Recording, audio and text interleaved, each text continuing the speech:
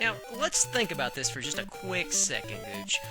What if the compromise, the deal, would have stayed put with Nintendo and Atari? I mean, we could have seen the birth of a Nintendari or an Atari-o. I mean, there's endless possibilities with this. But I know what you're thinking. This is also a two-sided coin. This could have been the death of both companies.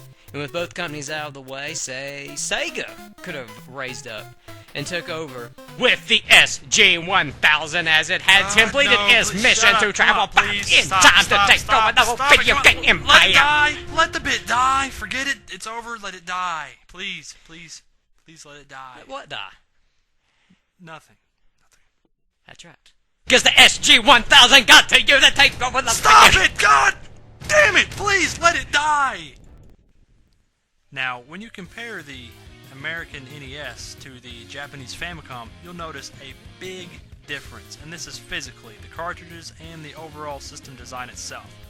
The Famicom was a top-loading machine.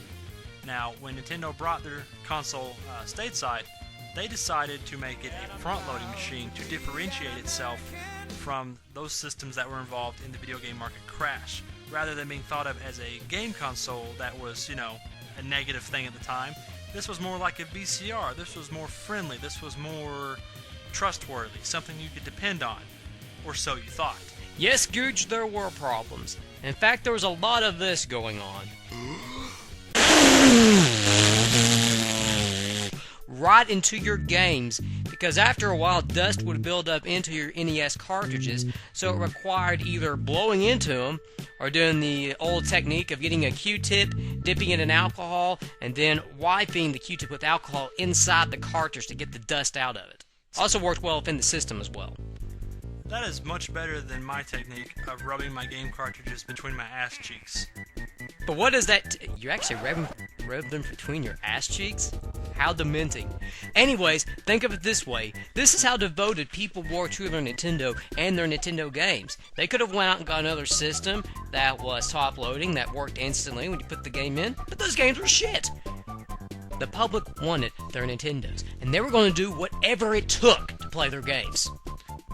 Speaking of games, Gooch, let's talk about one video game series in particular. This one video game series itself changed the way we play video games. Now I'm talking about this one game. 3 words. Super Mario Brothers. Yes, a revolutionary game. Miyamoto's greatest masterpiece. This smooth platformer totally changed the way that we would forever look at home gaming. Sold over 40 million copies and is the greatest selling game of all time. Yes, Mario is the most recognizable video game character in the world, and he's become Nintendo's most well-known mascot. As Mario has appeared in over 200 titles alone and has had multiple cartoon spin-offs, Gooch. Yes, he's been everywhere. He's done it all. This guy is the shit. He is Super Mario. Super fucking Mario. Now, the Mario series is a great series, but the Nintendo had a lot more to offer than just Mario. Nintendo embraced third-party support in addition to their excellent first-party titles. The Nintendo Entertainment System had over 800 games to choose from. There's something for everyone. And if you own every single game, 2 options. 1, you are a god, or 2, you have no life. Chances are, Gooch, you have no life. Oh yeah, no life at all. Now, we don't really have time to mention all the great games in the system. There's just no way.